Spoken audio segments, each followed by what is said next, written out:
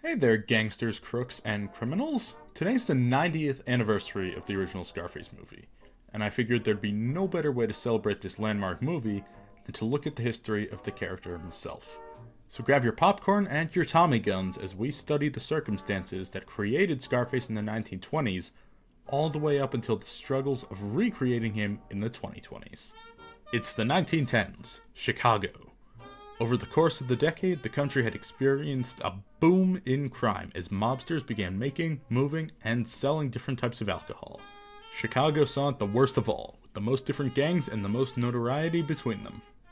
Now, as the decade came to a close, one boss in particular had grown quite powerful. A man named James Big Jim Colosimo owned over 100 brothels in the apparently very horny city of Chicago. He needed muscle to keep his operation running smoothly. For that reason, he employed Johnny Torrio. The relationship between the two was never quite figured out. Colosimo and Torrio both claimed that Torrio was Colosimo's nephew, but to this day there's never been any documentation found actually proving this. In the year 1919, Torrio invited his friend from New York to join their operation. That friend? Al Capone. Now, things were already heating up, as the government was looking to crack down on all this bootlegging.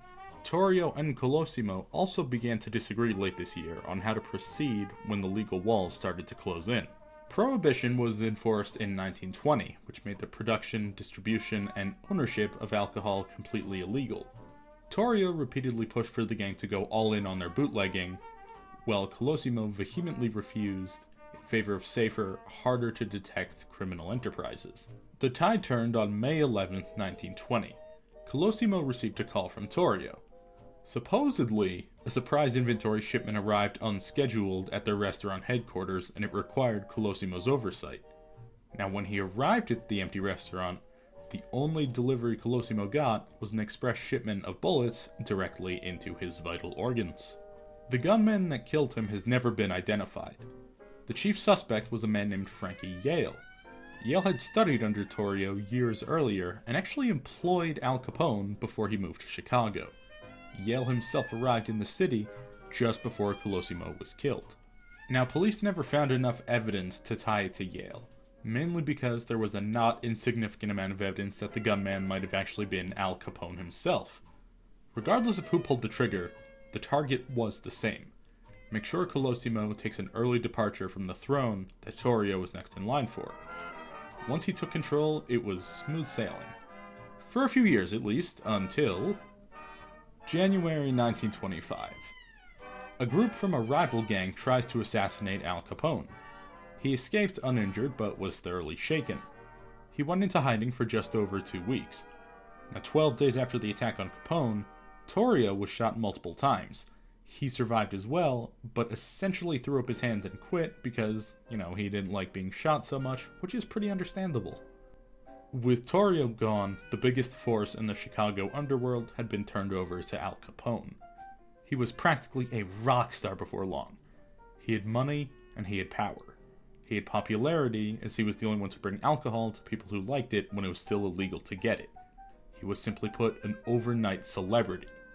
So much of a celebrity, in fact, that I'm willing to bet he's the only one of the 4 people I've spoken about in this video that you've heard of before.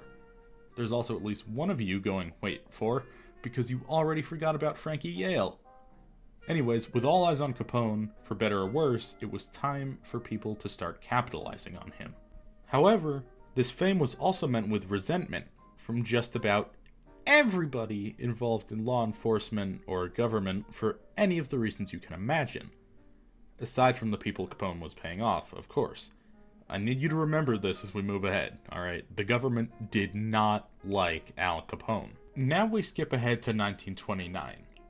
An author using the pen name of Armitage Trail writes a novel about a bootlegging gangster called Scarface. Did I mean the novel is called Scarface, or the character is called Scarface? The answer is yes to both. The novel is very heavily inspired by Al Capone, including his nickname. Now, one key event depicted in the film is when Scarface and a henchman dress up as police officers and kill several rival mobsters. This is a real event called the St. Valentine's Day Massacre, which was committed on Valentine's Day 1929 as the book was being written. It's never been conclusively proven who perpetrated the massacre, but again, there's lots of evidence that it was probably Al Capone or people working for him. The Scarface novel was finally released in 1930. Trail enjoyed its moderate success, as gangster activity and hype were still at huge levels. He was looking to sell the film rights for the novel, but actually had a hard time finding a buyer until a new player came along. Have you heard of Howard Hughes? He was a notorious recluse near the end of his life, but before that, was an incredible pilot that changed aviation. Before that, however, he was a film producer. Now, during the production of his film, The Front Page, which was released in 1931, Hughes knew he had a box office success on his hands. However, he wanted something more. He wanted something that would utterly smash records, and after reading the novel, knew Scarface would be the story to do it. He bought the film rights from Trail for $25,000, which is the equivalent of just over $450,000 today. Trail, for his part, used the money to buy a house in LA and party like there was no tomorrow. After a year of rampant alcoholism and eating whatever he wanted, Trail ballooned up to a reported 315 pounds and died of heart failure at age 28 on October 10th, 1930. Now let me tell you, the irony of a man who wrote Scarface partying himself into an early grave, that's not lost on me. The odds began to pile up against Hughes and his Scarface movie in 1931. Warner Brothers had just released 2 gangster movies this year. First, Little Caesar, and then The Public Enemy. After these movies both released to soaring box offices and critical acclaim, WB passed on distributing Scarface. They had announced that they were done with the gangster genre of movies because the 2 they had released were just too good. Nothing would ever top them, and it would be a waste of money to try. Fun fact, by the way, this is actually one of the earliest recorded instances of Warner Brothers making horrendous business decisions, which is a trend they still continue today. Saddled with the financial toll of having to now finance the movie himself, and the emotional toll of being ridiculed for arriving late in a genre that was becoming quickly saturated, Howard Hughes steeled his resolve and pressed on with the production of the film. When Scarface released in 1932, it changed the genre forever. It wasn't just a good movie. It wasn't just a good gangster movie. It was a great movie in general. Fantastic, even. I've watched it multiple times while working on this video essay, and it's still completely enthralling.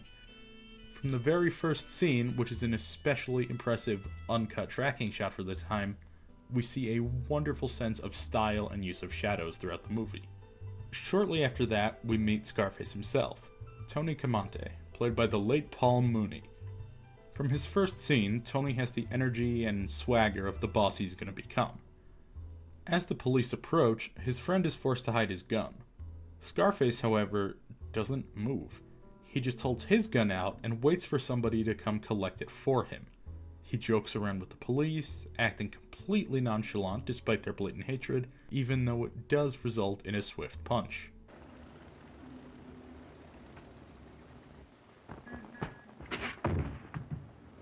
Now that intro scene alone perfectly encapsulates the character.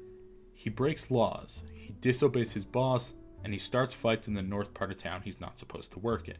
He steals his boss's girlfriend. Later in the movie, Tommy guns make one of their earliest appearances in cinema history. As the restaurant Scarface is in gets shot up and everybody's terrified for their life, he's having a great time because his only priority is how to get one of those guns for himself. Hey, look it!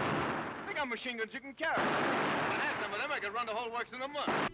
To normal people, rules tell us what is and isn't acceptable to do.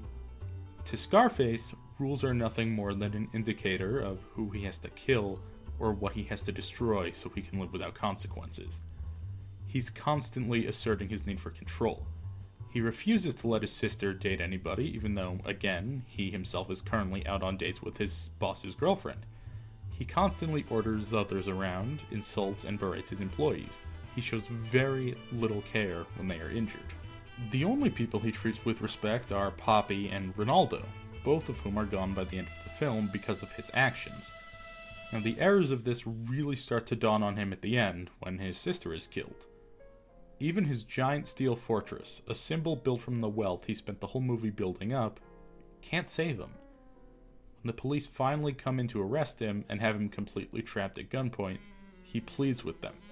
He keeps asking them to give him a break, simply because he has nobody left. Don't shoot! Don't shoot, Garino! Look at Garino, I'm all alone. I got no gun, see? Give me a break, will you, Garino? Break? Who'd you ever give a break to? Look, I got nobody, I'm all alone. And they do. They could have just shot him and gotten what they wanted the whole film with him gone. But they do give him a break. But because he has zero respect for anybody and exists solely to push the envelope to get more money or to take bigger fights, he just runs. And he's shot and killed in the street. I mean, what else would you expect to happen when you send police into the building where the guy from a shootout is hiding and he sprints out alone? There was no other way that could have gone. But Scarface has always been above consequence until tonight, and he wasn't ready for reality because he never had to factor in reality before. The only fitting end for an evil character who's incredibly entertaining to watch today, 90 years later. Now, did you hold on to that thing I told you to remember? That Al Capone and gangster hype were absolutely hated by the government and law enforcement? It's now time for that to come into play. At the time of its release, Scarface was called the most censored and tampered with film in Hollywood history. There is no long-lost director's cut sitting on a shelf somewhere waiting for release. Director Howard Hawks was not allowed to make his own cut. There were several major changes forced upon the movie by the government and censorship boards, all of which had the goal of neutering or damaging the image of American gangsters.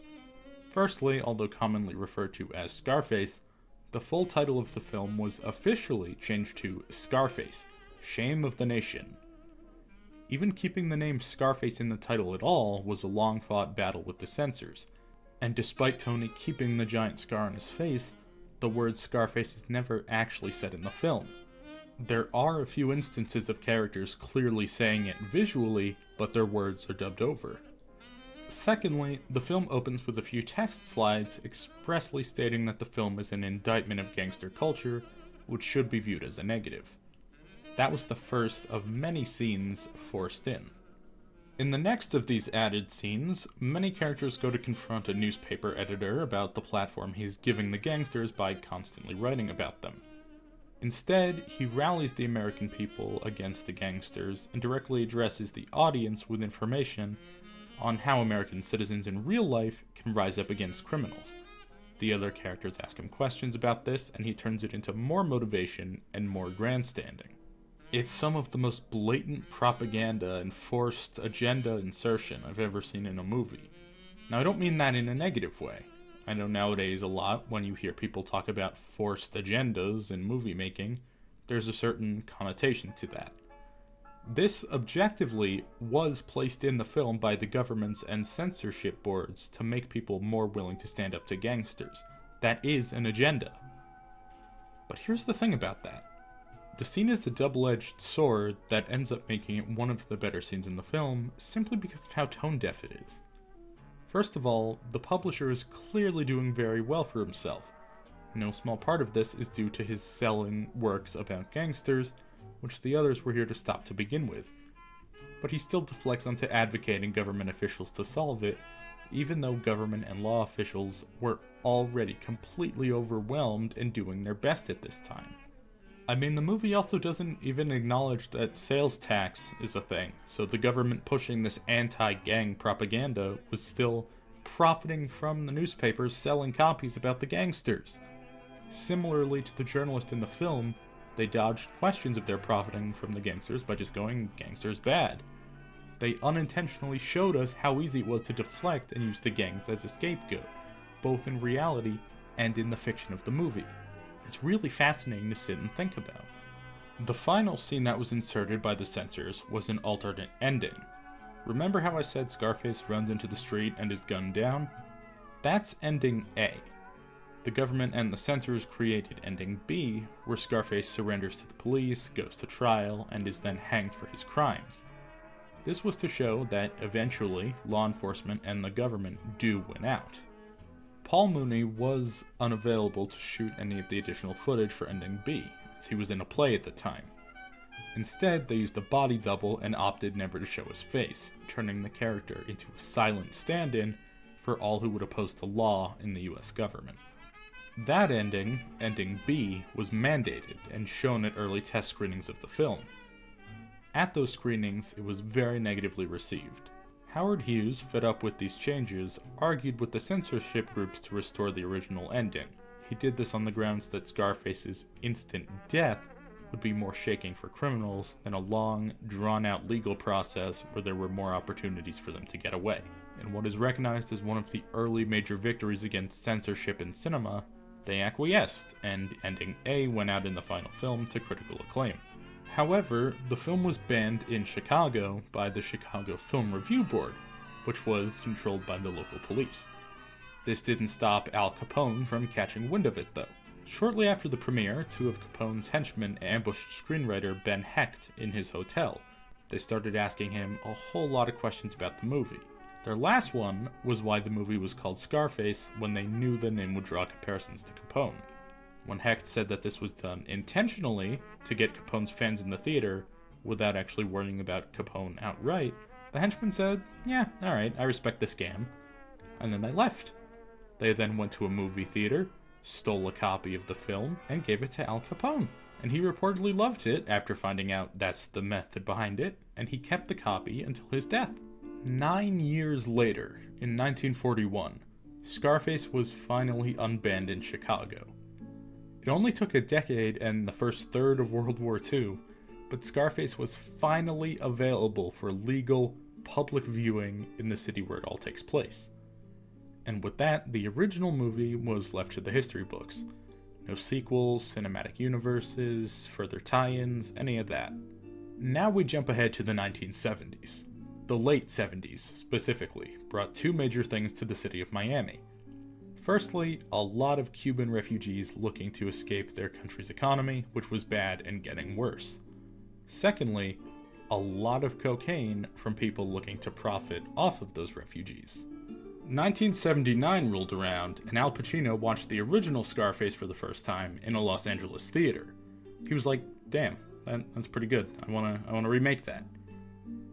Now, in the same year, two Colombian gunmen killed two other people in a convenience store robbery. This set off a wave of violence in Miami in what was officially called the Miami Drug War.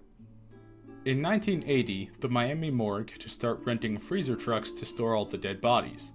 They were incredibly overwhelmed by 573 murders that year, in addition to everybody who died of natural causes. While this was happening, the Mariel boat lift occurred from April 15th to October 10th. To summarize the Mariel boat lifts as simply as possible, the Cuban economy was in real bad shape. 10,000 Cuban citizens huddled up at the Peruvian embassy in Cuba, seeking political asylum since Castro wasn't letting anybody leave. The embassy was overwhelmed very quickly, and Castro thought it would be very funny to do that to the US. As such, he decided to just let everybody go. 125,000 Cubans fled to the US, mostly to Florida.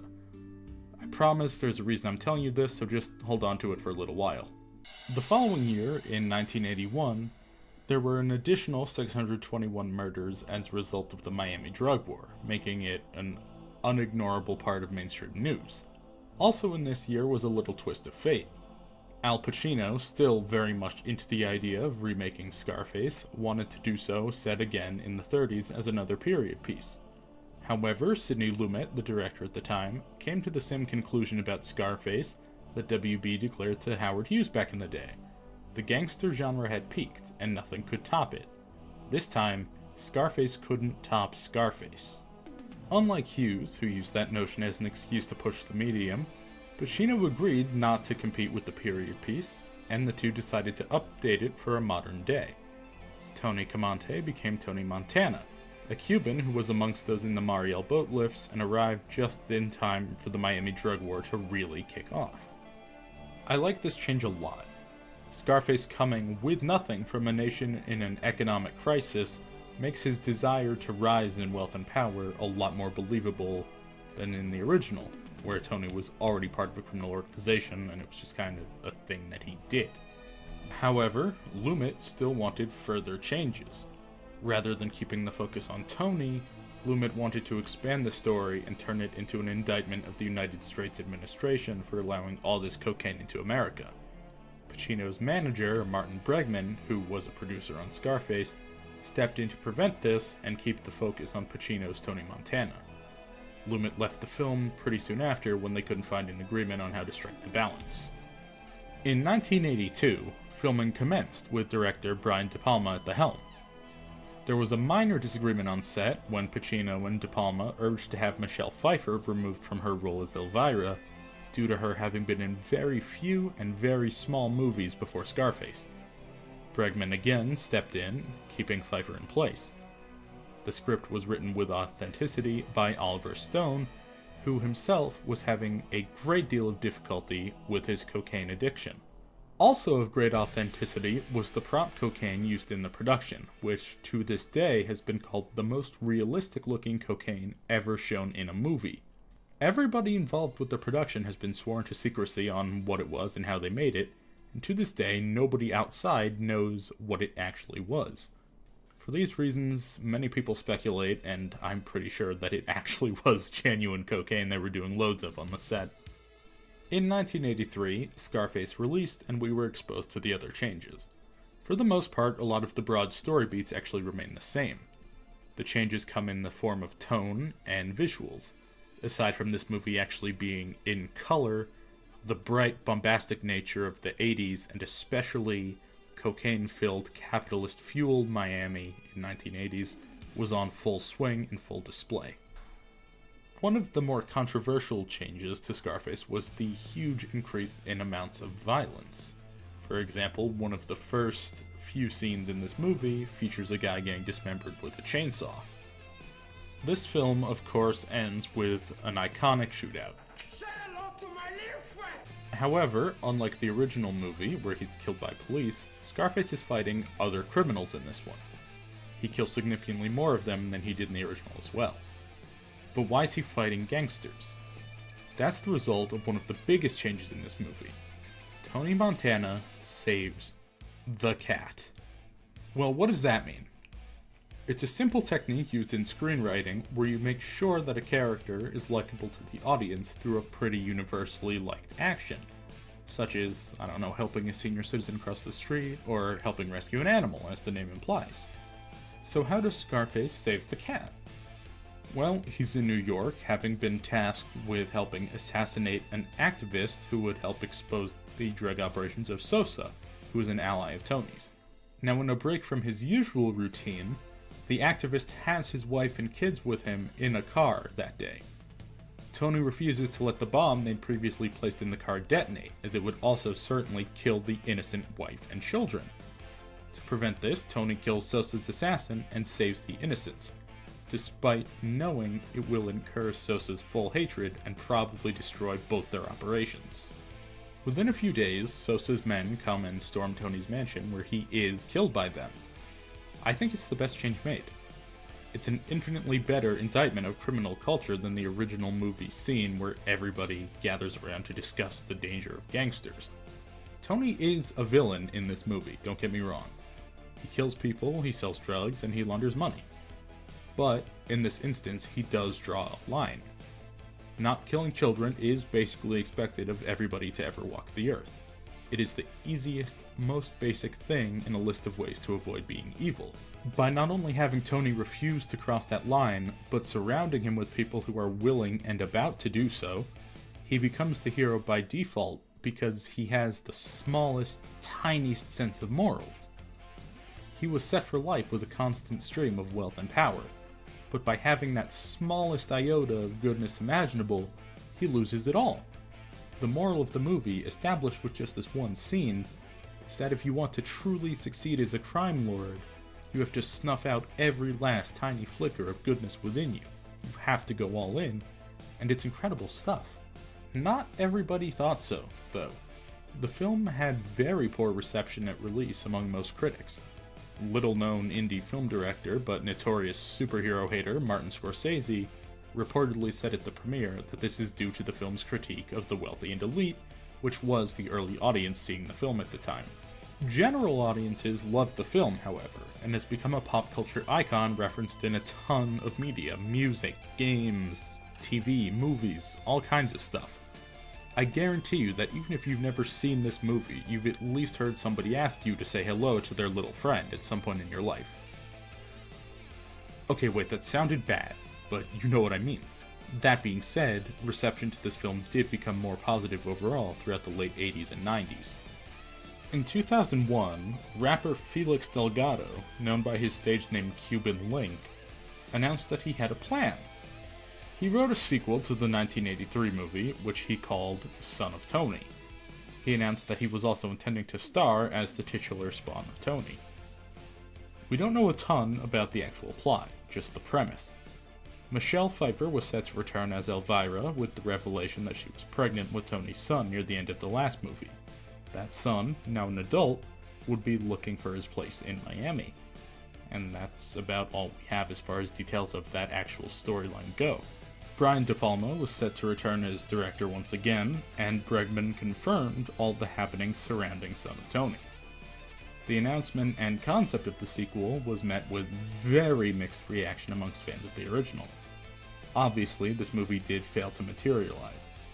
According to Cuban Link, this is because Universal, who owned the film rights to Scarface, didn't actually have a huge interest in the concept, and they were very slow to respond or keep things moving on the pre-production when they responded at all.